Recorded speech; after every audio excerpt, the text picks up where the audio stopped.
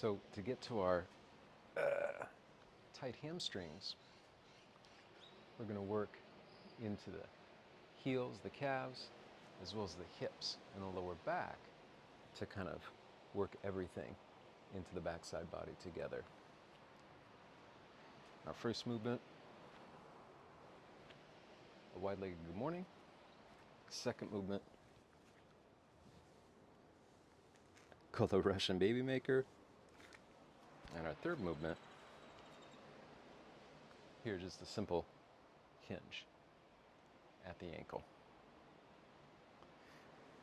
Putting all these movements together will create that entire backside body chain opening to invite more of that tissue that moves through the hamstring to lengthen and eventually strengthen. This first movement is called a wide-legged good morning. You want to take your feet beyond the hips.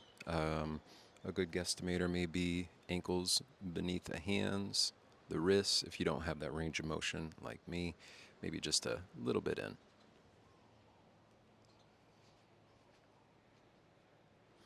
As you start with your stance, we're going to initiate the movement through the hips. So you're going to stick your booty out way back and then hinge forward, like so.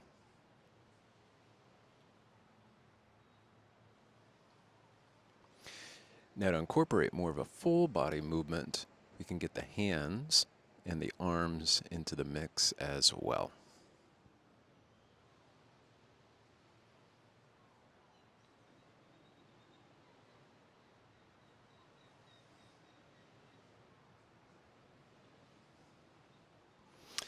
Now to put the cherry on top, the breath. Inhale to start the movement. Exhale to move in to the movement. Inhale to come back up.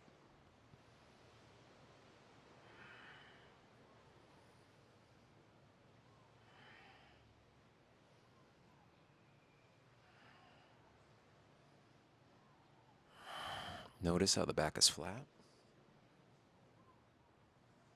Back of the neck long. You should feel this into the hamstrings, the low back, maybe even all the way up through the back of your neck, depending on how stiff or sensory rich you are in terms of those sticky spots up and down the spine.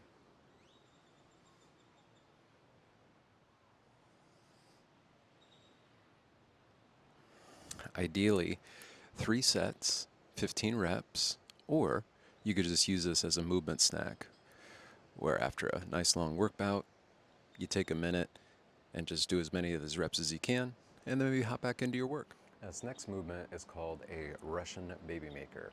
You'll see why. We're going to work, again, from the back of the head to the heels, up and back, opening up that backside body line. Ideally, you start here with your hands to the floor with a hinge from the hips. Now, to add just a little more leverage, you can kind of slide the hands beneath the feet. If you need to widen the stance, go for it. But here, just a bit of a squat. You can even use the elbows bent out to the side as a little bit of a pull. And then lift the hips up, and you'll definitely notice this here to the lower back, deep into the hamstrings, maybe even to your mid-back.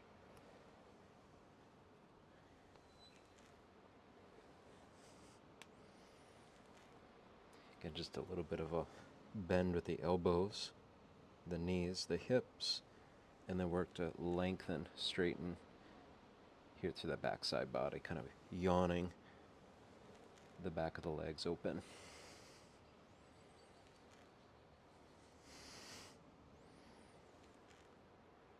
Now, again, 3 sets, 15 reps. You may not have that range of motion to start with hands to the feet. And so you could use like a chair or a table, some kind of prop that's a little bit higher off the floor to start.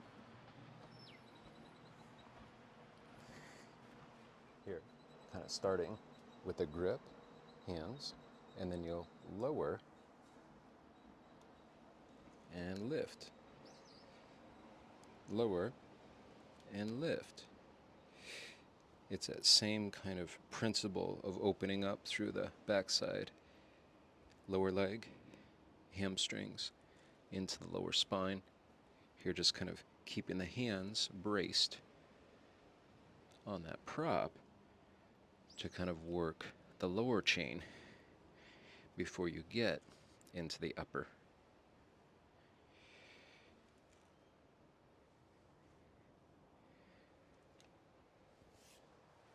Now ideally, this end movement is where we'll begin. We want to create a hinge at the ankle joint. Again, as we can find a little more movement, hinge at the ankle, that's going to invite this entire backside chain to start to move and groove. So ideally you start here in a bent leg position, legs about 90 degrees with one another. You can use hands on your knees for a little support if you'd like. But we want to gently take the knee over the toes. And you start to feel that stretch, that tug here through the back of the calf, the Achilles. And get a little movement here through the knee. And eventually that's going to start talking to the hip as well.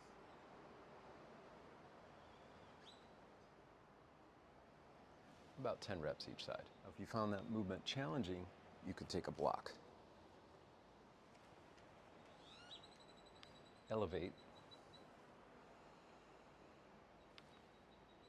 And here, move.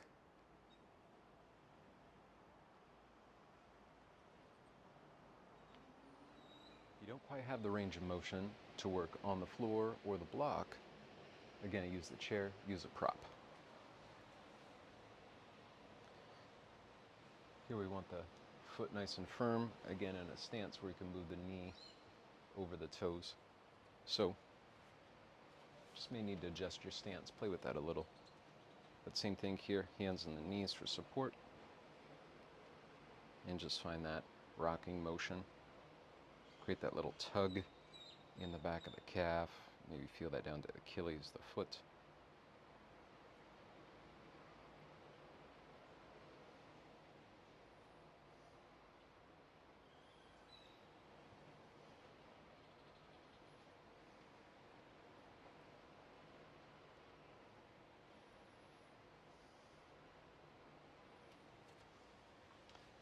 Three sets, 10 reps. In addition to opening the backside body to stretch into the hamstrings, what we need is to strengthen and activate this front side body, the thigh, as well as the hip flexor complex. You want a yoga block as well as a towel here to kind of help induce a little bit of strengthening for the quadricep muscle, as well as giving a target to work in to the hip flexor. So as our hamstring curls, like so, and then extends, we're using the front side to find that extension in opposition to that contraction. To activate the quadricep muscle is to take that towel. Bring it underneath the knee. And what we want to work on is just a gentle extension, kind of like so, to engage the quadricep muscle into a bit of a strengthening, especially if you're kind of new into this activating work. This is going to be a great place to start.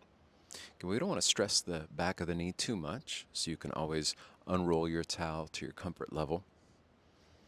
But what we want is to contract the quadricep muscle, kind of like so, into an isometric.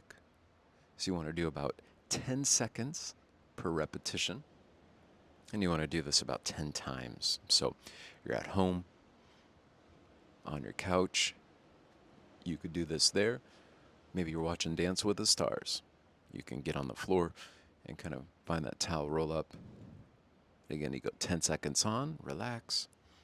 You could take a break, maybe 10 seconds off. You choose your own adventure.